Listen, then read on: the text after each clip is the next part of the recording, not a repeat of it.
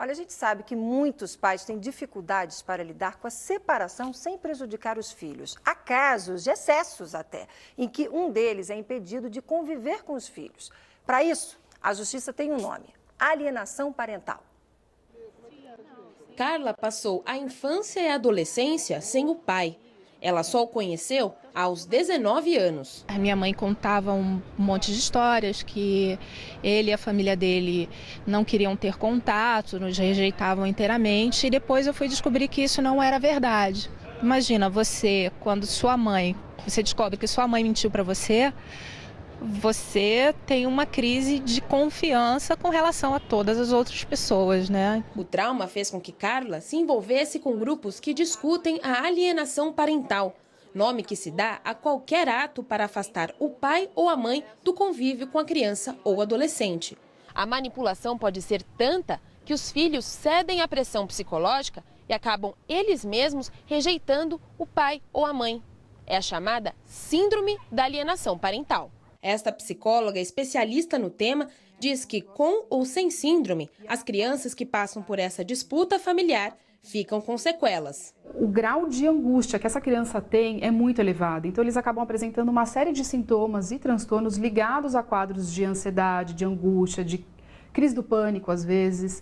90% dos casos atendidos por esta advogada são de alienação parental. Ela explica que não é crime no Brasil, mas desde 2010 existe uma lei específica para coibir essa prática. Em casos mais graves, as medidas judiciais também são mais severas, como a perda da guarda. A pessoa ela não deve esperar com que fique grave para buscar o Poder Judiciário. Ela tem que buscar o Poder Judiciário até mesmo como uma forma de prevenir que aquela atitude não vai se transformar numa síndrome, que é uma coisa mais grave.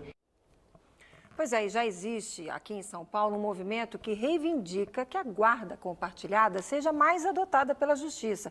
Isso, é claro, seria aí um ganho, principalmente para as crianças e para os adolescentes. Para falar mais sobre o assunto, a gente está recebendo hoje aqui no estúdio a Rosa Maria Macedo. Ela é coordenadora do Núcleo de Família da PUC, aqui de São Paulo. Professora, boa tarde. Boa tarde. Prazer enorme recebê-la aqui. Seja bem-vinda à TV Brasil. Prazer A senhora estava é meu. aí, atenta, acompanhando. O que a senhora achou aí da nossa reportagem? A questão da separação sempre é uma questão muito difícil e é muito difícil não causar sofrimento. Agora, a questão é que os pais precisam saber que os pais se separam, mas da criança não se separa. Então, de fato, é muito prejudicial a questão da alienação, porque a criança precisa de pai e mãe. A criança tem uma lealdade com o pai e a mãe.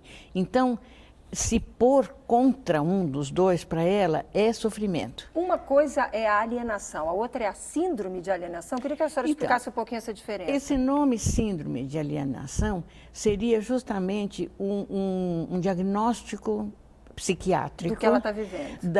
Do resultado da vivência de viver numa guerra contra um dos pais. Quais são os principais sintomas? Principalmente ansiedade, a sensação de abandono, né, de não ser querido pelo outro pai, né, de ter sido rejeitado. E a guarda compartilhada? Existe um movimento, é importante que a gente diga aí para quem está nos acompanhando, existe um movimento constituído mesmo aqui em São Paulo de pais que estão brigando e pedindo para que a justiça dê mais ênfase, dê mais chance para a guarda compartilhada. Porque poderia ser uma grande saída, né? Então, a guarda compartilhada é uma das possibilidades de guarda, que são três: guarda unilateral, guarda, assim, como se diz, guarda compartilhada e a guarda que é uma ou outra, que é um tempo com um tempo com outro. Então, a questão é que atualmente, inclusive, já existe lei de guarda compartilhada. O problema é julgar, né, a guarda compartilhada, porque a letra da lei é fria.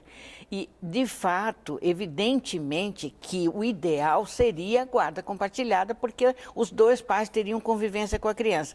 Porém, o juiz precisa julgar se é possível, porque se os pais vivem em pé de guerra, Se os pais vivem se atacando, se os pais vivem discutindo, vivem brigando, etc., qual é o clima que existe para ter guarda compartilhada? Deixa eu lhe convidar para ir com a gente na redação, porque tem uma pergunta de telespectador. Edmar Soldi, boa tarde, qual é a pergunta? Boa tarde, Márcia, boa tarde a todos. Professora, se a criança estiver incomodada com as mudanças, ela pode pedir o fim da guarda compartilhada, falar com os pais? Como que é isso? Não, sempre é possível, não é, que a criança se manifeste. Agora, é muito difícil, porque a criança fica numa situação de subordinação, vamos dizer assim. Porque, na verdade, para a criança, ela quer pai e mãe junto. Para a gente encerrar, qual é a dica que a senhora dá para quem está nesse momento vivendo essa situação de uma separação? Qual é a orientação? A principal orientação é pensar no filho, é pensar na criança, é pensar que precisa ter um convívio pelo menos razoável ou amigável, não precisa ser muito amigo, não precisa ser amoroso, mas precisa ser respeitoso entre os pais, de tal maneira que a criança não fique como um cabo de guerra, como uma arma para disputa. Tá aí, é com esse alerta da professora que eu encerro aqui a entrevista. Conversei com Rosa Maria Macedo, terapeuta, coordenadora do Núcleo de Família na PUC. Prazer recebê-la aqui. Até uma próxima oportunidade. Assunto sério que com certeza o Repórter de São Paulo volta a tratar sobre esse assunto. Às ordens. Muito obrigada. Bom final de semana.